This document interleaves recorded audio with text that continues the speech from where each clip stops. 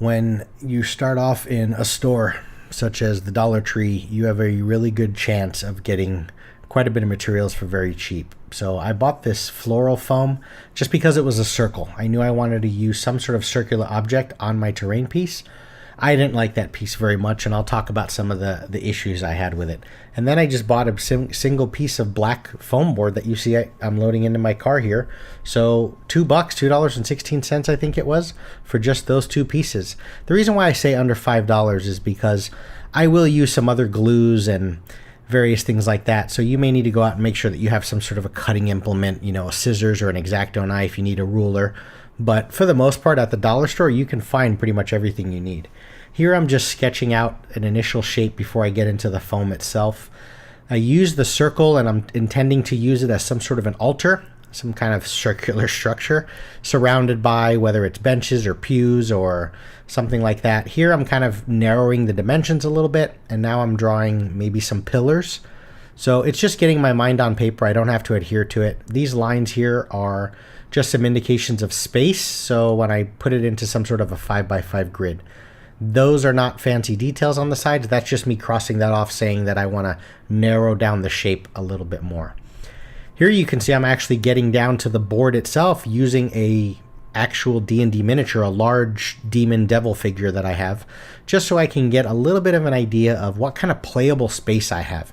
You don't want to create some cool terrain and make everything look visually wonderful, but not have any rhythm and flow to the combat. You need to have some playable space. There needs to be space for your group and the characters and monsters to do something interesting. So always keep that in mind.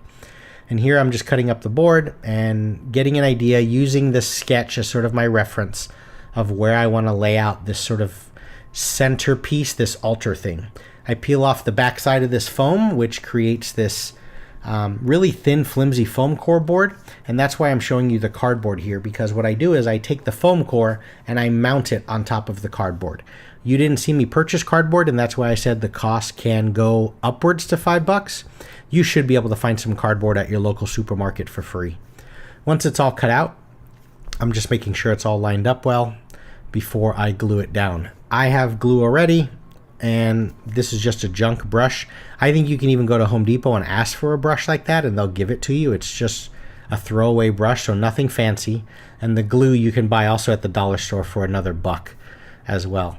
And now it's just waiting for it to dry, stacking some weight on there to kind of bind the foam core down to the cardboard piece. And while I'm waiting, I might as well fail at the Rubik's Cube.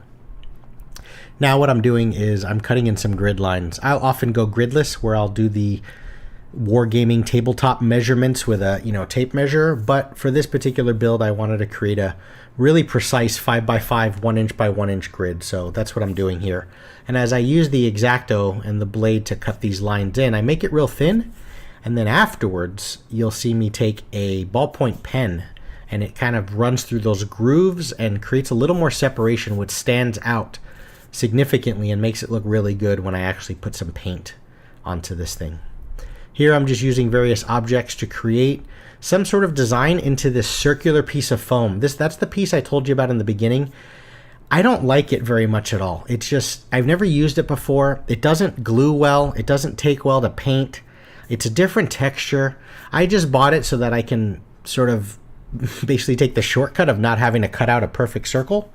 But in hindsight, looking back after the build was done, I would have just cut it out at a foam core because it would just take my paint better and just work better. This thing ended up being a major cluster for me. I wasn't very happy with it, but it came in a 2-pack of those circular discs, kind of larger than a hockey puck, all for $1. So, no big deal. Here, I was just sort of referencing the sketch just to see if there's anything that's clicking with me as far as how I want to lay this stuff out. I already glued this down with Elmer's glue, but I wasn't very happy with it. It was starting to slide around a little. As I said, that foam, that circular foam, whatever that is, that floral foam is what they call it, it doesn't bind well to the foam core board. So what I end up doing is I actually use my hot glue gun. But to keep the cost minimized, because now I don't want to say that you have to go out there and purchase a hot glue gun and glue sticks, what I did is in a little bit here, I'll demonstrate how I can take a piece of this floral foam and stick it to cardboard. because I know the cardboard is going to stick well to the foam core, the big gridded base that you see there, because that's what I already have it sort of based on. So you can still work very cheaply by just taking this second type of foam, sticking it to cardboard first, and then sticking it onto your baseboard. But, you know, as I said, I use my hot glue gun because it was just easier for my build. But you can see here, as I throw that glue down and I stick this foam that I do not like onto the cardboard, it sticks pretty well. So now if I was to cut that cardboard out, you know, to size exact, and now I know the cardboard will stick to my foam core. It's going to create some height and some depth, which is maybe what you don't want, but that's how you can stick this really junky foam onto your foam core board. Here I'm just sliding things around, moving things around. And this is where I guess is the first time to mention to you that you do not have to stick to your sketch. It's just getting your mind and brainstorming. You don't have to adhere to what's there. Go with what works as you're starting to see it, you know, in larger form as it would sit on your table. And that's all I'm doing here is I'm just sort of cutting some pieces out, and now I'm really committing. Once I start cutting some things, I'm starting to see some shape.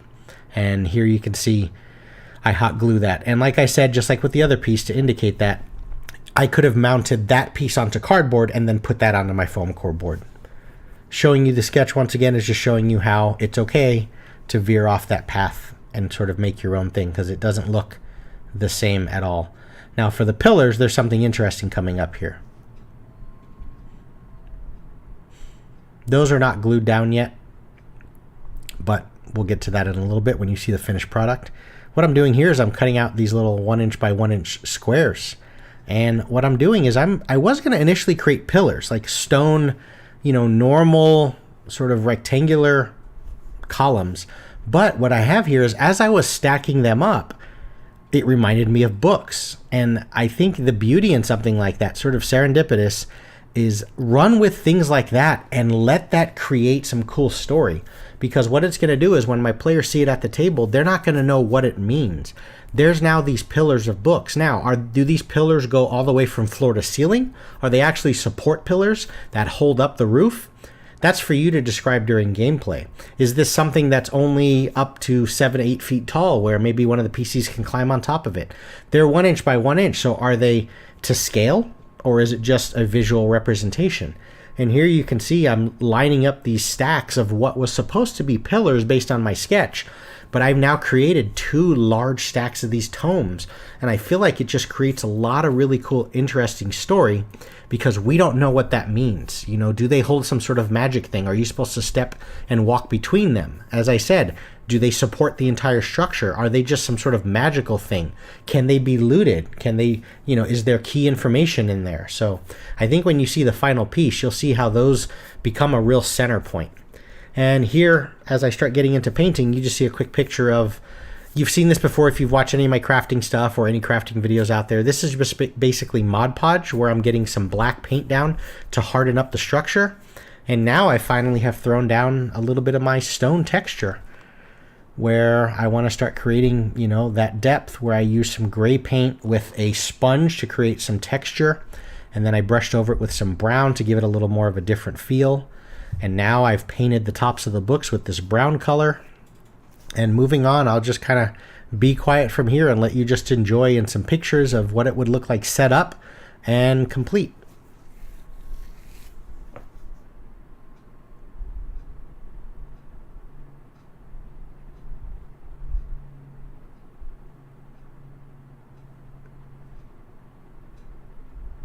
And there it is, folks. Thanks everyone for watching. Take care.